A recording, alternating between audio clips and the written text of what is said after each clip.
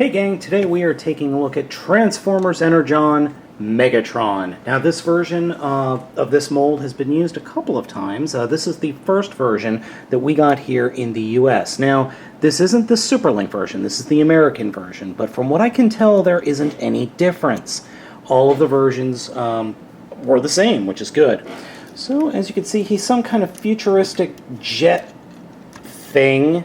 I think it was actually described as a flying weapons platform, but yeah, it's a jet. And this is really the beginning of Megatron having jet forms, or Megatron's primary form being a jet.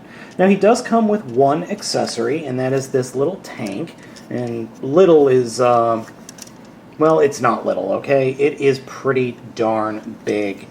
Specifically, this guy is a miniaturized version of Megatron from Armada. Very, very miniaturized version. Now, I've always found it funny that this figure has what looks to be a force chip insertion spot here on the back, but, oh well. It does come with a little, like, reticle that is completely useless, and it does shoot a missile a good, oh, I'd say maybe foot. But it's an interesting accessory, to be sure. It does fit on top of Megatron on those 4 pegs. Unfortunately, I can't see what I'm doing because I'm at a very bad angle. There we go. So, there we go. Now, he does have a hyper mode in this form. So, all you do is lift the wings up and it deploys extra guns. That's all it does. So, let's show you that again. That's all it does. And then we can put the tank back on top here. So there is his attack mode, or hyper mode. So transformation for this guy is really very simple. And for the transformation, what we're going to do is first fold up the landing gears. And then take the wings and lift up the wings, like that. And then when we lift up the wings, we'll then swing the entire wing unit around 180 degrees. Then take the thrusters, or the engines, and fold them back along the fuselage. And then take the outputs, fold them forward, and allow the engine to fold all the way. So, the same thing over here. Then take the intakes and pull them straight back. Conversely, you could just grab these black bits and push them down. Next, what we're going to do is take the entire front canopy and just fold that completely back. And then take the arms and pull them out, fold the head down, and fold up the antennas. Megatron's other accessory is stored here in the canopy, and you push this button, kind of push the button there, and then it doesn't really pop out, so you kind of have to make it fall out. We've got his clear Energon sword. Now, a repaint of this mold and the smaller version of this mold that was a Toys R Us exclusive has a more of a lime green color to this sword, but here it's just completely clear. So you might be wondering about this sword. Well, what does it do other than being clear and actually really well detailed? Kind of wish this was painted or made in a different color plastic. Well, remember that the bottom part of the tank that I was talking about that looks like it holds a force chip? Well, it doesn't. It holds the sword. So you just snap that in and then come under here and fold out these little grabbers like that, and then take old Megatron, and you can either put the cannon first or put the sword first. But for right now, we'll put the sword first. Oops, didn't latch that on quite right. There we go. So one thing I completely forgot to show you guys is this has batteries in it. And this has lights and sounds in it too. So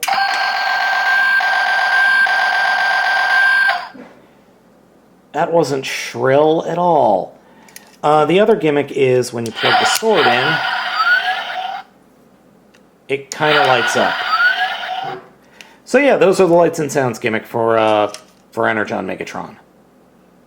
So here we have the robot mode of Megatron.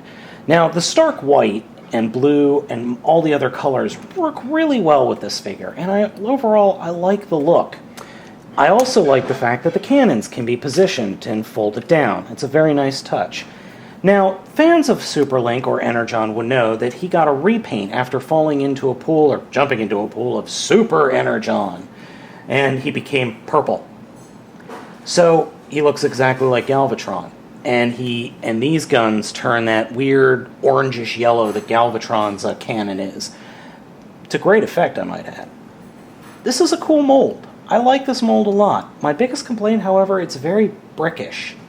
It feels very Armada-esque in the fact that it's a solid brick. There is not a ton of posability to be had here. His head does rotate side to side. Arms are posable. He does have movement there. The cannons, I thought they could move. Nope, they can't. They are a solid piece of plastic. So you've got some elbow articulation.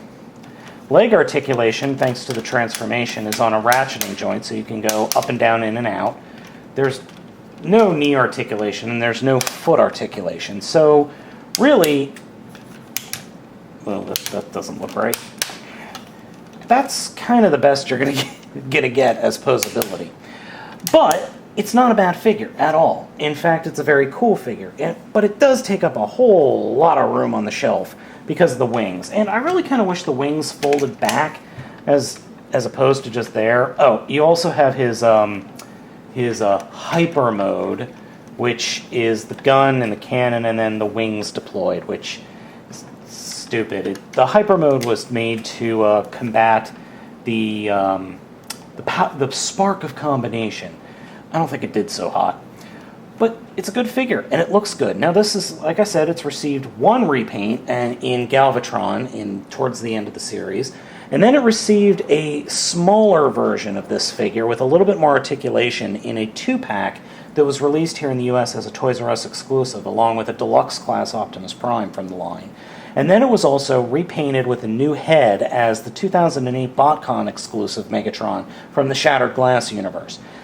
Out of all those molds, that one is my favorite. I love that one because of the head. Now, one thing I did want to mention is, and people have brought this up, if you look closely, you'll see a lot of styling from Unicron.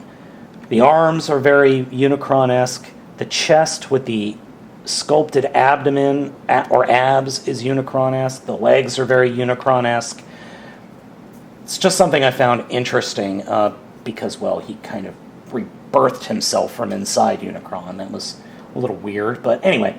So if you have a chance to pick up this guy or any of his repaints or remolds, I would definitely pick it up. I think it's a very cool figure, and it's definitely worth to being in your collection. If nothing else, it's just a big Megatron that looks pretty darn awesome on the shelf.